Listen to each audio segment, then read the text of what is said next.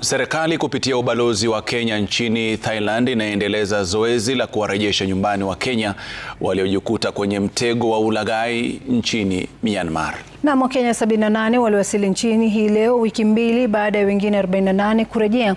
Walipongeza juhudi za serikali za kuwaokoa kutoka kwa mateso. Na katibu katika Wizara ya Masuala ya Kigeni Roslyn Njogu aliwaonya vijana dhidi ya kutumia maajenti wasiokuwa na leseni kutafuta kazi ughaibuni. Na Safina Cheng'ouma na maelezo zaidi.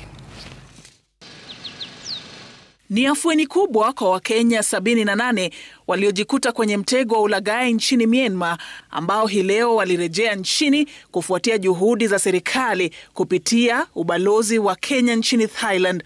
Baadhi yao wakieleza jinsi walivyoahidiwa kazi wasijue watalazimika kuwa walaghai mitandaoni. I am a chef. That is the job I was promised I'm going to do in Thailand. But I found myself doing a scamming job. Fake job, kazi hewa. Unaiba tu direct, uibie mtu, uconfuse mtu na umuibie online. Kama hujafaulu kuiba ni banishment. Over the last 1 month, we've been able to repatriate 175 Kenyans, including the 78 who are here with us today. Katibu katika Wizara ya Masuala ya Kigeni Roslyn Njogu aliwaonya vijana dhidi ya kutumia maajenti wasiokuwa na leseni kutafuta kazi katika nchi za kigeni.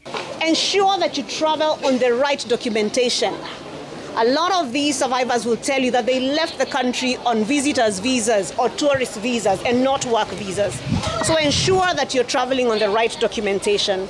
You can authenticate all job offers, as I said, by writing to us at kazimaju@diaspora.go.ke. Sababu zingine ambazo silifanya labda stakabadhi za kwenda huko sisukue za kweli, pesa sikuwa na pesa za working visa. Hiyo ndio sababu nilienda kama tourist. Waliowasili nchini watafanyiwa ukaguzi wa kimatibabu na kupewa ushauri nasaha, huku serikali ikiahidi kuendeleza zoezi la kuwaokoa waathiriwa zaidi ambao wamekwama nchini Myanmar.